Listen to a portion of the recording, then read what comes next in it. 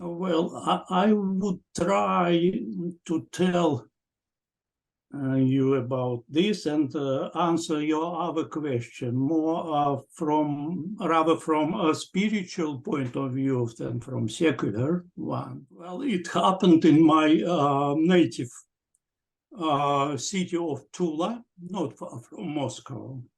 Then I was residing that time. So that assassination attempt was by strangulation using a rope and coming to me from behind and putting rope. When I was returning home to my unit late night, and I was standing in vestibule and waiting for elevator.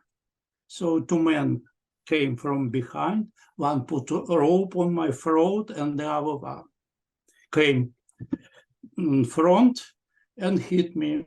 So, well, they were, I don't know whether they would kill me or they were trying to, to threaten and scare me. Well, it was quite serious because I was helpless. I couldn't say anything because a rope was on my throat, but they were disrupted by other people. So that probably saved me at that time. So it was that accident a long time ago. I never used bodyguards, but after that, the Democratic Union political party insisted on me having bodyguards, and people were watching, the people who live in neighborhood, they were watching, the building. But what I would like to say, that when someone, or even some group of people, or even country, when they're using violence, it is rather a sign of weakness than strength, because it means that means of communication, of cooperation, of mutual respect, and of convincing, they are not working. And so, those people, they source to violence. This is a sign of weakness, not strength. It's how I see that. It's a sort of difficult question, and you will understand why.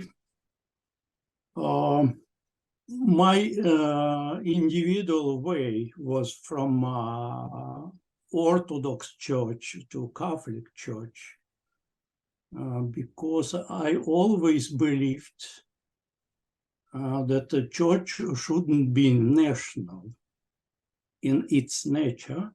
It should be universal. And so my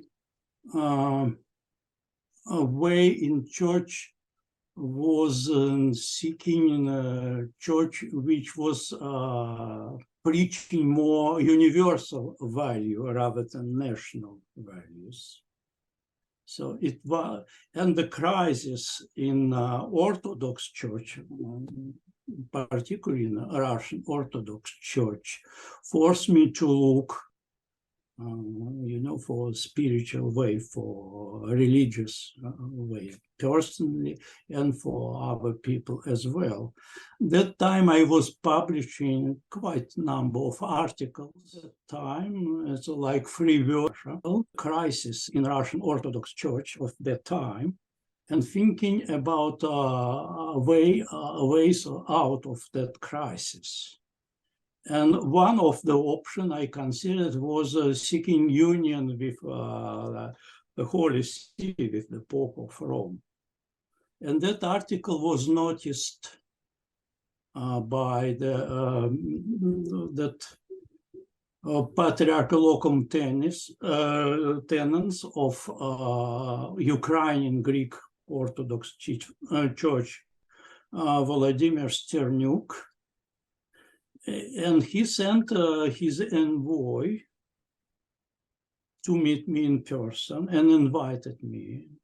He was quite old person, living in Lviv or in Lvov, like was pronounced in Russian. So he invited me to visit him, and I visited him, and he suggested that I would consider joining Roman Catholic Church. So I taken time, and it was somewhere, I guess it was summer of 1990, July maybe. So, and I given him positive answer at the end of November or in beginning of December the same year. So he invited me to come in person, what I did. And so I was, that time I was Orthodox bishop, and I was accepted in his home church with witnesses. I was accepted as a bishop in Roman Catholic Church by Metropolitan Sternuk, and at Christmas time they co-celebrated Christmas liturgy together, and Metropolitan Vladimir was preaching and showing, pointing at me. He told Ukrainian people, I speak Ukrainian and he speaks Russian, but we understand one another very well. They were great words from a great churchman. Metropolitan Sternuk spent number of years in Soviet concentration camps. He was a leader of underground Ukrainian Greek Catholic Church after Cardinal Sleepy was forced to immigrate to Rome and live in Rome. So until the Ukrainian Greek Catholic Church went out from underground, he was leading the church, and he was a leader when the church was, strengthening and resurrecting. So it was, from my perspective, it was a great man. It was a great man. So I would never forget him in my life. And he died in 1994 at the age of 9. I don't remember. He was 94 or 90 something. I don't remember exactly. Well, but he remains still as a spiritual God for me. So it's how it happened. And later, after I was accepted into Roman Catholic Church, Metropolitan Sternuk suggested that I would resurrect a Russian Orthodox Catholic Church, which existed in Russia in the beginning of 20th century and was destroyed by communists. And using that historical precedent, when Pope of Rome blessed the head of Ukrainian Greek Catholic Church, then Metropolitan Andrei Sheptitsky, that to establish that Russian Orthodox Catholic Church by the blessing of Pope of Rome, the same blessing used Metropolitan Vladimir that to give me authority to resurrect that church. It's what I done, actually. Those were circumstances. If about a second, and by the way, that our celebration of Christmas liturgy was televised, and it created great scandal in the Russian Orthodox Church and caused that the Patriarch of Moscow, at that time Alexis II, he wrote a letter to the Pope of Rome, lying about me, trying to discredit me, and it caused some tension in the relationship, and put Metropolitan Vladimir in uncomfortable situation, because they were rather politic than spirituality involved in that situation.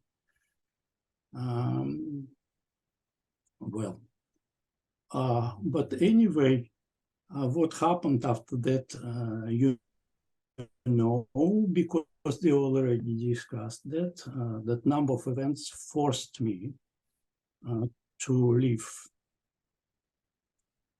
Russia and to come to Australia. When I came to Australia, yes, I had contact with Catholic Church in Australia, but my situation was very ambiguous, because I received two messages. The first message was from then Cardinal Joseph Ratzinger,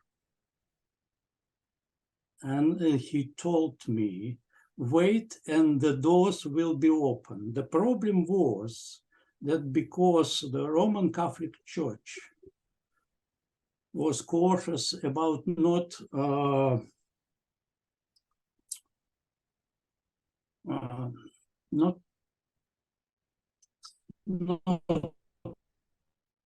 to destroy its relationship, and they didn't show openly their support for our resurrected church in Russia. And I was put in very awkward position as a leader, as a head of the church, because if you would agree, in a very anti-Catholic Russia and domination of Russian Orthodox Church, to call people to become Catholics without open support of Roman Catholic Church was extremely difficult, if not impossible. I was put in very, very awkward position. So, and that was message from Cardinal Ratzinger, then Cardinal, and later Pope Benedict XVI, that wait and the doors will be open. How wait? And what to do, I didn't know. So I went to Rome, seeking the answer. And the same message came from Pope John Paul II. Wait, and the doors will be open. But, you know, in the... I couldn't find that ground which I could continue, you know, to call people into Catholic Church in Russia, and in that, you know, in the background of assassination attempt and you know, campaign against me in mass media and all lies and attempts to discredit me and personally and from every possible point of view, it was impossible for me to remain in Russia in such a capacity. So when I came to Australia, I was I found myself in awkward position as well, because I was a bishop, and the bishop is always jurisdiction of the Pope of Rome person. Australian Catholic Church couldn't do anything without blessing from Rome. And and when they contacted Roman Curia and the Pope, well, the answer was they should return to Russia. But I did not, because I explained to you before why. I just couldn't find how I could continue in my role without open support from Rome. So, and my decision was, it's why I remained in such awkward position. Finally, I went into personal seclusion, remaining Catholic bishop, but not being publicly active. So, and even now, sometimes I'm attending Mass in the church, but I would say incognito. And why I'm visiting not the same parish, but different parishes that I couldn't be recognized. So, well, I believe that it's not normal situation, and what happened with me and what happened in Ukrainian Greek Catholic Church after Cardinal Lubachevsky from Rome came to Lviv as a head of Ukrainian Greek Catholic Church, and even fighting between groups supporting Metropolitan Sternyuk and group supporting Cardinal Lubachevsky, it was quite abnormal. And I still feel very upset about that situation. I would be happy to discuss this with Pope Francis, but it is up to him to decide whether he wants to do this. So that's how I would answer your question about. So I remain still, in that seclusion, but I think I would be happy to change this situation and to become more active. But if they would be not that ambiguous position, but clear blessing from the Holy Father. So I'm ready to do that.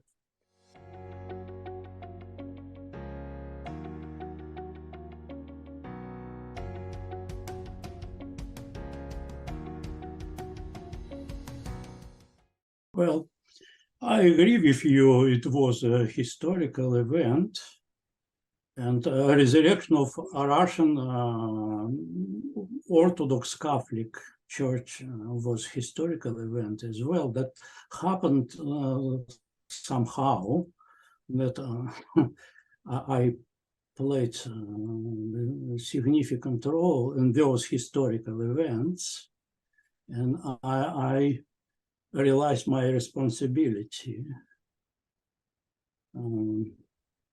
Well, when Bishop Jan Bodnarchuk asked for my help in consecrating of new bishops for independent Ukrainian Orthodox Church, autocephalous Ukrainian Orthodox Church, I thought that the independence of Ukraine would suggest they should have an independent Orthodox Church.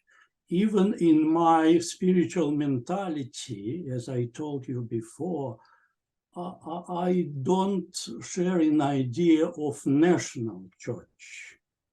So I rather, it happens historically from the great schism that Catholic Church in Rome became universal church in many countries, almost in all countries around the world, a church for all nations and for every culture, which I appreciate from spiritual point of view. And Orthodox Church became more national, but I still see the church, maybe the titles of Orthodox Church is a little bit misleading when they saying Russian Orthodox Church, Greek Orthodox Church, Bulgarian Orthodox Church. Maybe it should be called rather Orthodox Church in Bulgaria, Orthodox Church in Greece, Orthodox Church in Russia, because being national with all the appreciation of national culture and traditions, of course, it is not a spiritual value. It is not the most important value in church. So it is why, but still I supported that because Russian Orthodox Church was heavily controlled by the KGB. It wasn't spiritually independent. It was in having strong links with secular authorities. It is why I supported that attempt to resurrect Ukrainian Orthodox Church. And I believe it was great, but situation in Ukraine at that time was quite contradictory. And later events when the church, the new church was divided into several parts, so just reflected on that. Unfortunately, church is not independent from this world. It lives in this world. It consists of people with all positives and negatives. So it is what happened.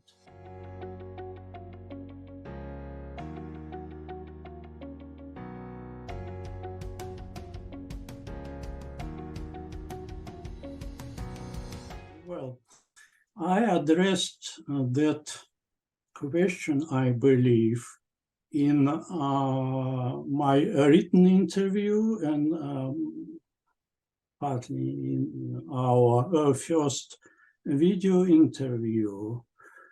It was very important for the Russian Orthodox Church that Ukrainian Orthodox Church wouldn't be recognized, but the Patriarch of Constantinople and the other Orthodox Church as a canonical, independent Orthodox Church. It is why it was very important for them to lie that the apostolic succession was compromised in the consecration of first two bishops of the Ukrainian Orthodox Church.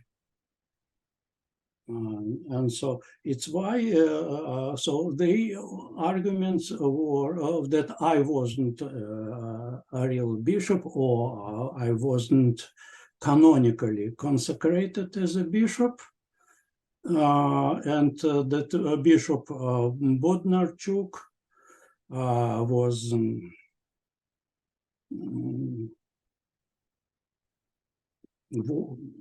wasn't continuing to be a bishop.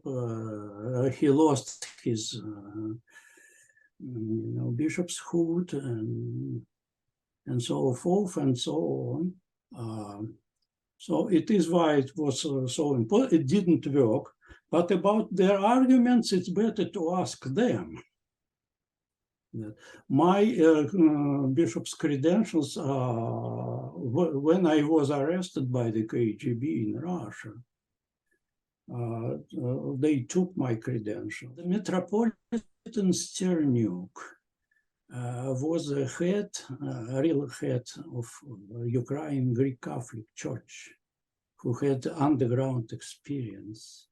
So, and he knew, unlike the people in Rome, I would say, he knew Soviet reality very well. So I believe that you should be more trusted in this situation. So I still have these documents, the copies of them in Rome as well. And if Russian authorities, including church authorities, they want to argue this, may they provide evidence, is what I say.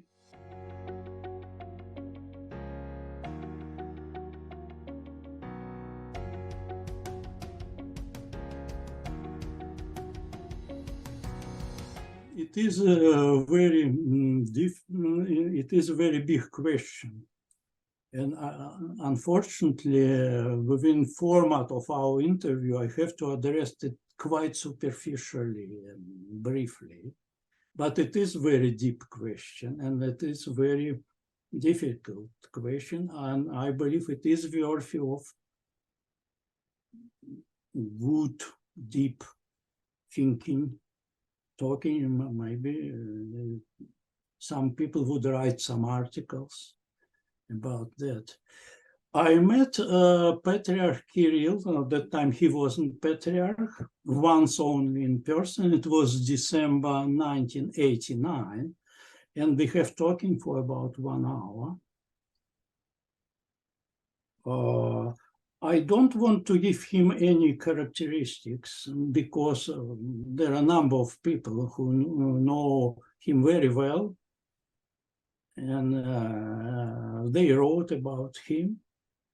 So, but what I would like to say, that he told me, addressing one of my questions, that he was a church historian.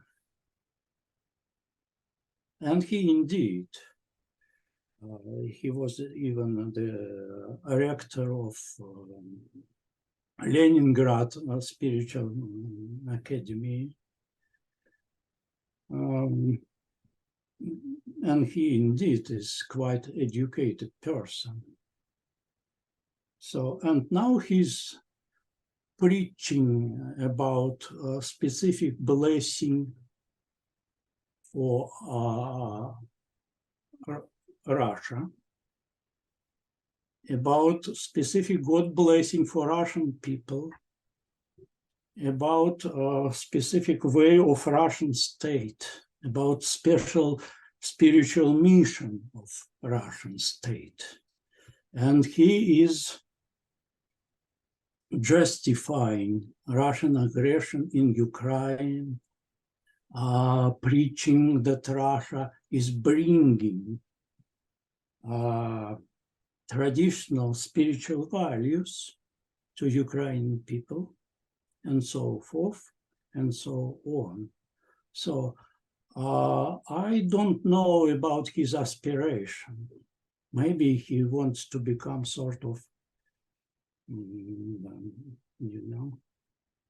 the universal patriarch, and or they see that Moscow as a third Rome. Well, I don't know about his aspiration, but I would like to address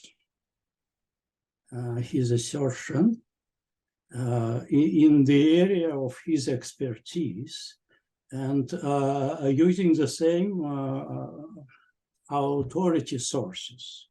The first, I would like to start from the Bible, the book of Genesis, and say in that story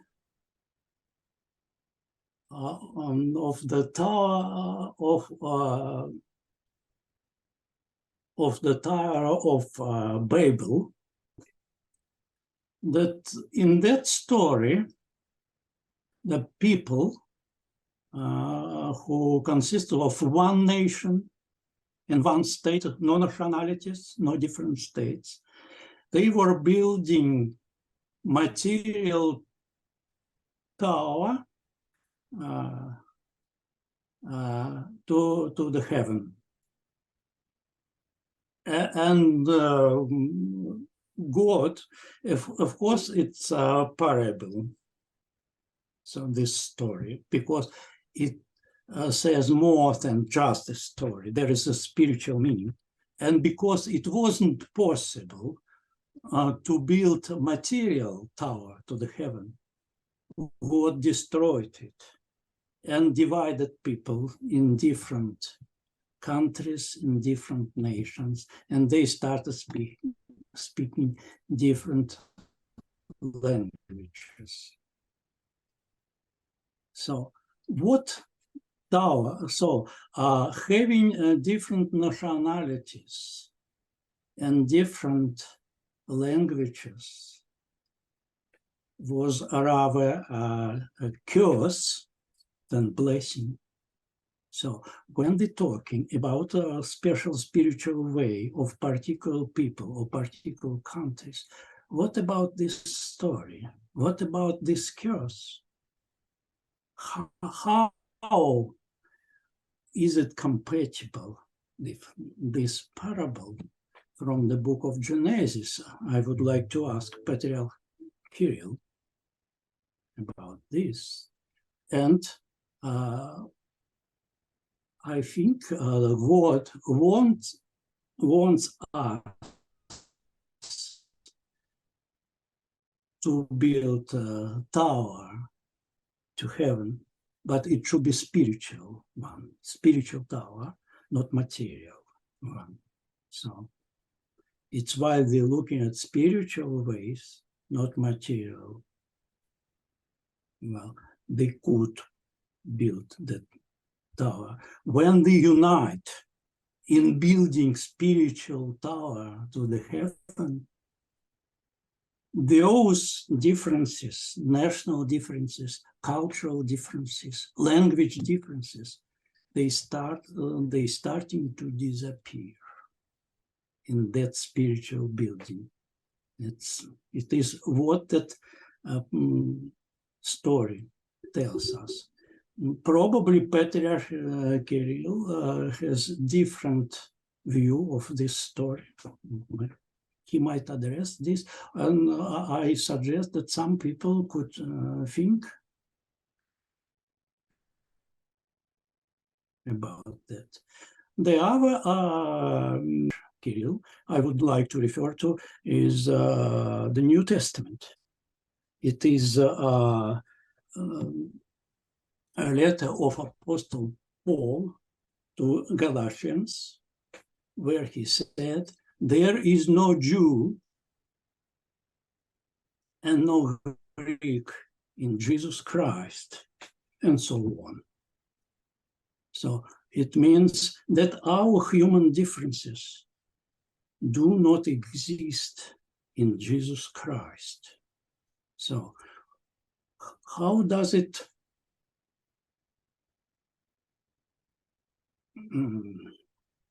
how is it compatible with the words of Patriarch Kirill that Russian people, Russian state has a special spiritual mission? Is different from Bulgarian one, or from Greek one, or from Australian one, and so forth and so on. If the having spiritual view, all the appreciation of a national culture and national history, and the full respect to national tradition, looking at this spiritually, we could say, if the view as Orthodox Church as well views the human being as a vessel for God's soul.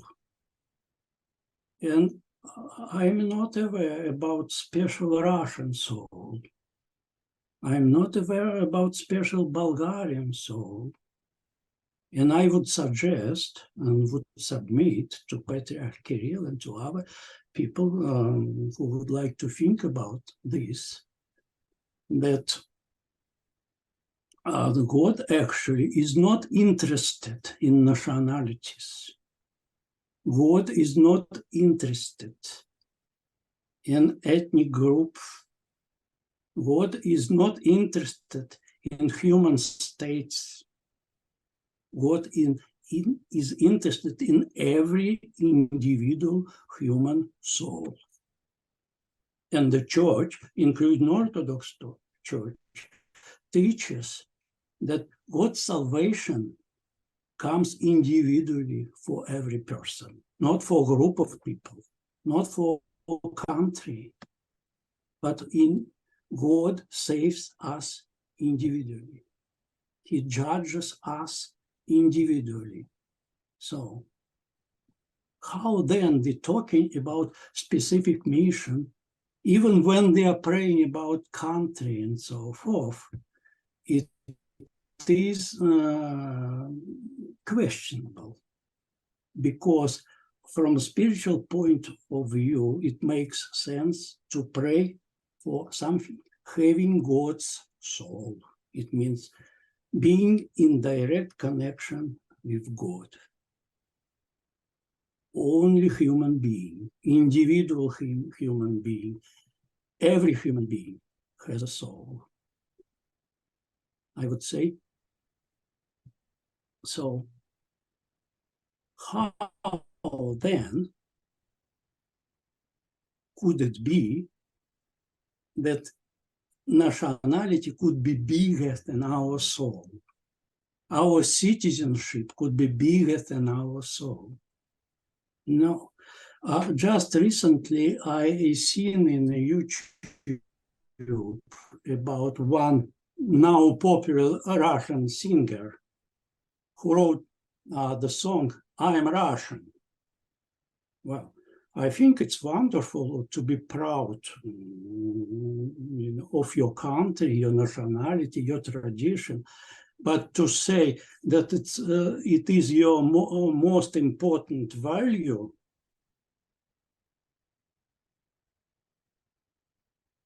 I don't believe that. Nationality is not a spiritual value. Our soul is a spiritual value. It's why I can't see how Patriarch Kirill and some people sharing his views could argue about the national church, and in particular nationalistic church, about special spiritual mission of country and so forth and so on. I believe it contradicts church teaching. Some people could even view that it's like a blasphemy or heresy, maybe. It's all very questionable. So there is something to think about here. And again, you asked me about Patriarch Kirill. I can refer your question again to the Gospel, which says, "By their fruit will you recognize them." So look at the fruit of Patriarch Kirill, and you can answer your question yourself. By their fruit, you will recognize them. What fruit they are bearing now, what they preaching about. Are they preaching about really about love and unity, or are they preaching about war and violence? By justifying. By their fruit will you recognize them? It is very difficult question. It is very difficult question. So I have no choice but to answer it very briefly and superficially. I would say, if they remember about Russian Revolution in 1917, and what happened to church and why it happened. They often forgetting about very superficial Orthodox Church. That by statistic, 98% of Russians were Orthodox that time in Imperial Russia. And they couldn't spiritually prevent that Russian Revolution. By their fruits will you recognize them. The church was in crisis, and Russian authorities, Russian Tsars, they were in crisis. And when you're looking at the history, and Patriarch Kirill, that time he was Archbishop Kirill, he told me he was a church historian. So he can look at church history and see what was the result of very close link between church authorities and secular authorities, secular power. It never went good for church. Never. So it corrupts church. Now, a Russian state, which used to be at least proclaimed atheistic communist state, now communist ideology is replaced by nationalistic Orthodox ideology, and a Russian state, Russian authorities using Russian Orthodox Church as a part of their system for their ideological purposes. It is what this church, and what the church is preaching now, this is a look from Australia. I don't live in there. It can be a subjective look. I don't pretend I know everything, and right. I'm sharing with you my thoughts on that. And I see, I am very worried that Russian Orthodox Church is now in a state of spiritual pride. I don't know, maybe you could, in Russian language, you would, they call it духовная прелесть. That spiritual pride, it's when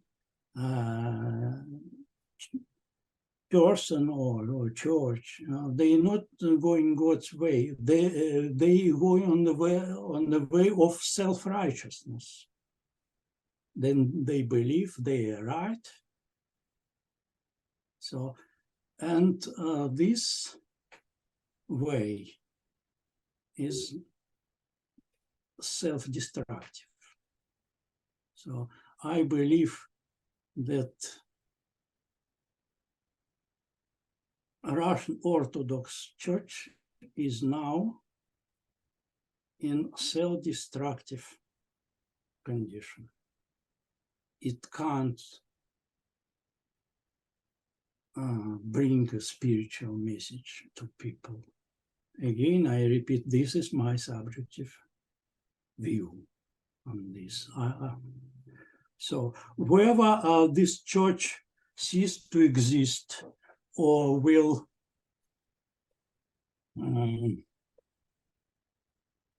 change somehow, I wish it would resurrect, but it needs resurrection. And what I would like to say, that terrible tragedy in 1917, at the time of Russian Revolution, and what happened after that, that's all in those persecution of clergy, the concentration camps, and millions of people murdered, show that those playing those games with God, when the secular authorities, together with church authorities, unite and pretend they go God's ways, they end in tragedy. And I'm afraid that they are facing that self-destructive way of Russian Orthodox Church and Russian state now. Well, again, this is what I'm